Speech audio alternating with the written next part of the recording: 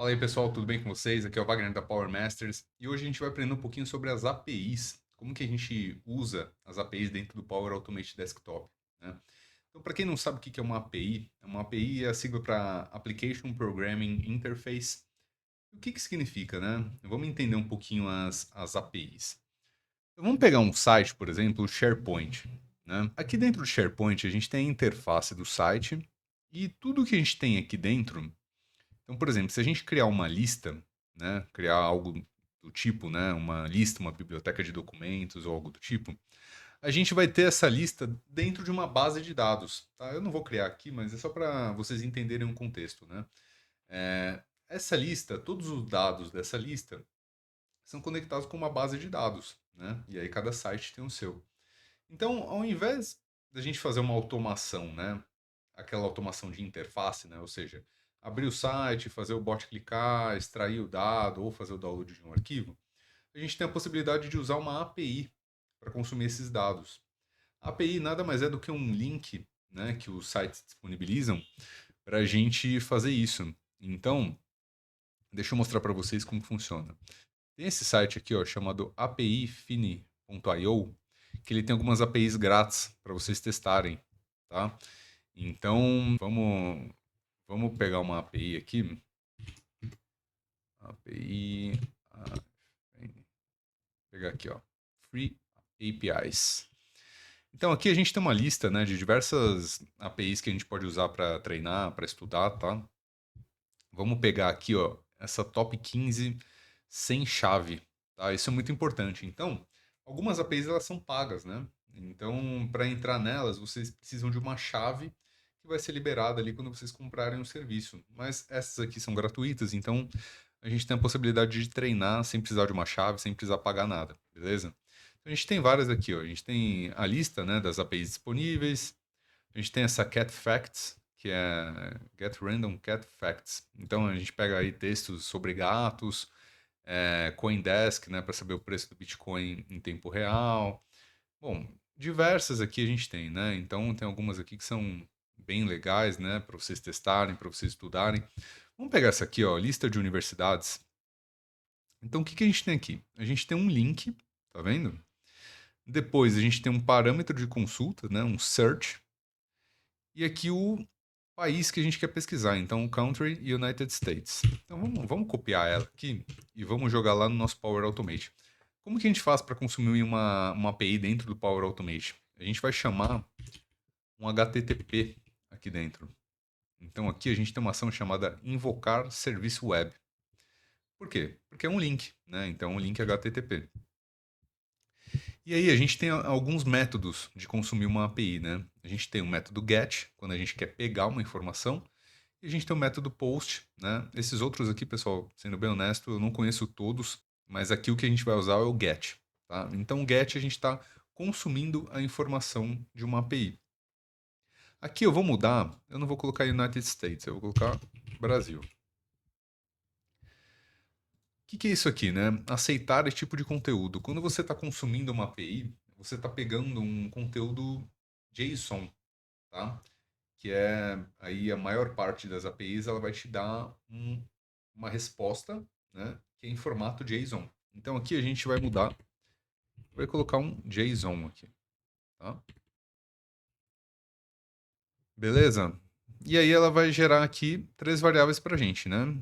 Os headers da resposta, a resposta e o status code. Então vamos executar aqui e ver o que dá, para vocês começarem a entender um pouco mais como que funciona. Beleza, já executou. Então ele gerou aqui as três variáveis, né? Status code, que é o 200, isso aqui significa que deu certo a API. A gente tem aqui a resposta dela, tá? Então ela vem aqui, esses dados aqui bem esquisitos, né? A gente vai aprender como tratar isso aqui. E aqui são os metadados da API, tá? Então aqui tem alguns dados aqui da API do quando ela foi consumida, tá? Então beleza. Então a gente pegou aqui uma resposta em formato JSON dessa API que a gente consumiu. Como que a gente transforma isso numa forma que a gente consiga ler, né? A gente tem uma ação aqui chamada converter JSON em objeto personalizado. O que a gente vai pegar aqui? A gente vai pegar a resposta da API. Vamos ver o que vai dar aqui? Beleza. O bot já executou. Agora a gente tem um pouquinho melhor de visualizar aqui, né? Então, o que a gente tem aqui, ó? A gente tem uma lista, né? Dentro dessa lista, a gente tem aqui os parâmetros da API, né? Então, aqui se você for ver, né? É um dicionário, tá? Ele vem em forma de dicionário. Quando a gente clica em mais aqui, a gente tem os objetos, tá? Então a gente tem aqui o site dessas faculdades, né? A sigla de 2 letras do país, o nome, o estado ou província, domain, que seria o site também, né? O endereço do site e o país, beleza? Então aqui a gente tem uma lista de todas as universidades do Brasil, tá? Maravilha. Então, vamos entender um pouco como que a gente poderia trabalhar isso aqui, né? Vocês viram que a gente tem aqui uma variável, JSON as Custom Object, e a gente tem aqui dentro os parâmetros de cada linha dessa API, beleza? O que a gente pode fazer aqui? A gente pode colocar isso numa tabela. Então vamos colocar aqui uma tabela. Criar nova tabela de dados. O que a gente pode pegar daqui? Vamos ver. Quais dados que a gente poderia colocar na nossa tabela? A gente poderia colocar o nome da universidade e o site, né? Acho que ficaria legal. Então, vamos colocar aqui, ó, na nossa tabela. Vamos colocar aqui nome da universidade e o website. Beleza? Então, vamos salvar. Bom, aí o que a gente precisa fazer? Essa informação ela está dentro de uma linha, né? Então, o que a gente tem que fazer? A gente tem que percorrer essas linhas e pegar os parâmetros dentro delas, né? Então, para isso, a gente vai fazer um looping aqui, um for each, tá? A gente pega o for each, o que a gente coloca dentro do for each? A gente coloca a resposta do JSON que a gente teve, tá? E aí vai salvar nesse current item. Vamos executar aqui para vocês verem o que está acontecendo aqui. Ó, então vamos pausar aqui para a gente ver o que está nesse current item. Então aqui tem os parâmetros de cada linha que a gente está vendo. Então aqui ele está percorrendo linha por linha e trazendo esses dados aqui para a gente, beleza? Então como que a gente faz para acessar esses dados aqui agora? A gente vai pegar o parâmetro, tá? E a gente vai passar isso dentro do nosso current item, que é a linha que ele está percorrendo. Então o que a gente pode fazer? Para cada linha da nossa resposta da API, a gente pode salvar dentro de uma tabela, que é a tabela que a gente criou, tá? Então vamos aqui inserir linha na tabela de dados. Beleza. Então qual que é a tabela? Vamos renomear primeiro essas variáveis aqui, né? Só para a gente ter uma boa prática. Então aqui eu vou colocar tabela universidades. Aqui eu vou colocar API universidades. Opa. Beleza. Porque aqui tem que mudar, né? Então vamos mudar aqui para API universidades. E aqui a gente vai armazenar ela em item, tá? Para ficar mais fácil de entender. Então, para cada item dentro da API universidades, a gente vai adicionar uma linha na tabela universidades. Então, vamos colocar aqui, inserir linha na tabela de dados. A nossa tabela de dados é a tabela universidades. E qual que é o item que a gente vai adicionar? A gente vai adicionar o nome e o site, beleza? Então, como que a gente faz isso? A gente coloca aqui o início da variável, tá? E a gente vai abrir aqui colchetes e vai colocar o nosso item, tá? Então aqui vai ser item, aí abre colchetes de novo e o nome do parâmetro que está lá na API. Então aqui a gente vai colocar o name, vírgula, item, acho que é web pages, se não me engano, web pages. Aqui faltou aspas.